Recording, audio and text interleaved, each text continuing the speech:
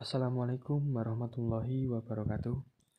Salam sejahtera bagi kita semua. Alhamdulillahirabbil alamin. Semoga kita semua diberikan kesehatan dan kelancaran oleh Allah Subhanahu wa taala. Amin. Nah, pada kesempatan kali ini saya akan mempresentasikan materi tentang komunikasi nonformal. Sebelumnya, izinkan saya untuk memperkenalkan diri. Nama saya Rizky Nur Islami. Saya sebagai mahasiswa di UIN Raden Mas Said Surakarta pada program studi Perbankan Syariah kelas 1I. Di sini saya juga mewakili dari kelompok 7 yang beranggotakan 1. Saya sendiri Rizky Nur Islami. 2. Dini Ayu Ristaningrum. 3. Danisa Dea Ananda Putri. 4. Anis Yahrotul Janah. Dan yang kelima adalah Ananda Putri Anggraini. Nah, langsung saja kita masuk ke dalam materi. Pada kesempatan ini kita akan membahas tentang komunikasi nonformal. Nah, sudah tidak asing bagi kita apa itu komunikasi. Dan tentunya kita juga sudah melakukannya setiap hari. Apa sih komunikasi itu? Sebelumnya kami akan menjelaskan pengertian komunikasi. Komunikasi adalah suatu proses penyampaian informasi yang berupa pesan, ide, atau gagasan dari satu pihak kepada pihak lain. Pada umumnya, komunikasi dilakukan secara lisan atau verbal yang dapat dimengerti oleh kedua belah pihak. Apabila tidak ada bahasa verbal yang dapat dimengerti oleh keduanya, komunikasi masih dapat dilakukan dengan menggunakan gestur tubuh, menunjukkan sikap tertentu, misalnya tersenyum, menggelengkan kepala, mengangkat bahu, dan lain-lain. Nah, selanjutnya, apakah yang dimaksud dengan komunikasi nonformal itu? Komunikasi nonformal adalah suatu komunikasi yang bersifat tidak resmi dan biasanya dilakukan tidak mempedulikan struktur organisasi yang ada, serta menggunakan bahasa sehari-hari atau bahasa pergaulan. Adapun pengertian komunikasi nonformal menurut beberapa ahli. Yang pertama yaitu menurut Everett M. Rogers dan Lauren Kincaid, yang menyebutkan bahwa komunikasi nonformal yaitu proses di mana dua orang atau lebih membentuk atau melakukan pertukaran informasi antara satu sama lain, yang pada gilirannya terjadi saling pengertian yang mendalam. Nah, yang kedua, menurut Shannon dan Weaver, komunikasi yakni bentuk interaksi manusia yang saling mempengaruhi satu sama lain secara sengaja dan tidak disengaja. Ketiga yaitu menurut Bernard Berlesen dan Gary Osteiner, komunikasi merupakan proses transmisi informasi, gagasan, emosi, keterampilan, dan lain-lain melalui penggunaan kata, angka, simbol, gambar, dan lain sebagainya. Dan yang keempat menurut Carol E. Holland, komunikasi adalah proses di mana individu mentransmisikan stimulus untuk mengubah perilaku individu yang lain. Di dalam komunikasi nonformal, pada umumnya tidak mempedulikan struktur pesan atau informasi yang disampaikan. Bahkan ada yang beranggapan bahwa komunikasi nonformal ini bergerak secara bebas tanpa adanya hierarki dan aturan yang berlaku. Maka, komunikasi nonformal ini digunakan dalam situasi yang tidak resmi atau dalam keadaan yang penting atau urgent.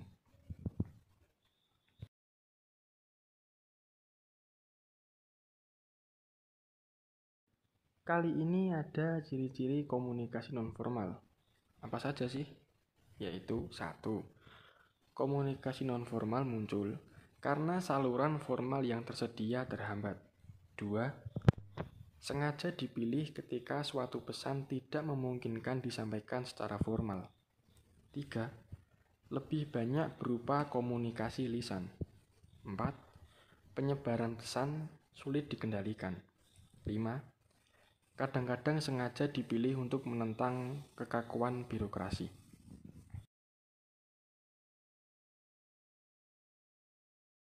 Nah, yang selanjutnya, apa saja sih faktor munculnya komunikasi nonformal? Yang pertama yaitu pemuasan kebutuhan manusia. Yang kedua, Perlawanan terhadap pengaruh yang kaku dan membosankan juga monoton. Yang ketiga, keinginan untuk mempengaruhi orang lain. Keempat, sumber informasi sebagai tali pererat hubungan dalam suatu pekerjaan dan organisasi.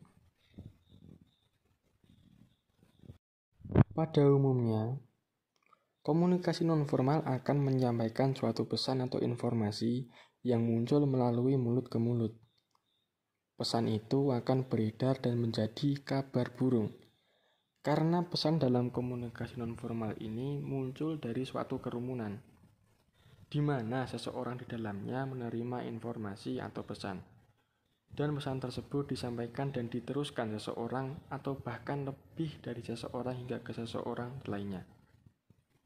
Dan jadilah kabar burung yang mulai beredar kemana-mana. Dengan adanya proses komunikasi nonverbal, maka informasi atau pesan yang tersampaikan dan tersebar masih dimasukkan ke dalam kategori samar atau belum pasti dan memiliki kepastian yang tetap. Nah, selanjutnya kami sampaikan pula contoh komunikasi nonverbal. Contoh komunikasi nonverbal yaitu 1.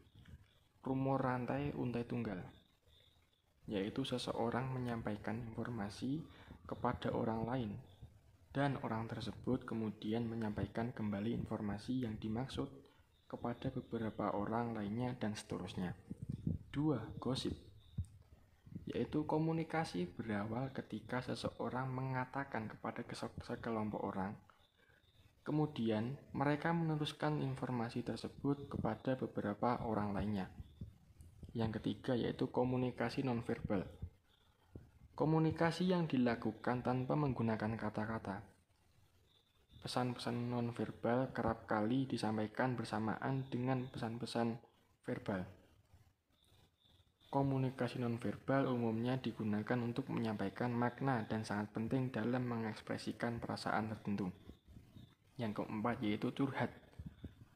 Saat dimana suatu orang mencoba untuk menceritakan sesuatu kepada orang-orang yang dianggap dekat, dan biasanya yang diceritakan itu masalah personal, misalnya pekerjaan, pasangan, keluarga, dan lain-lain.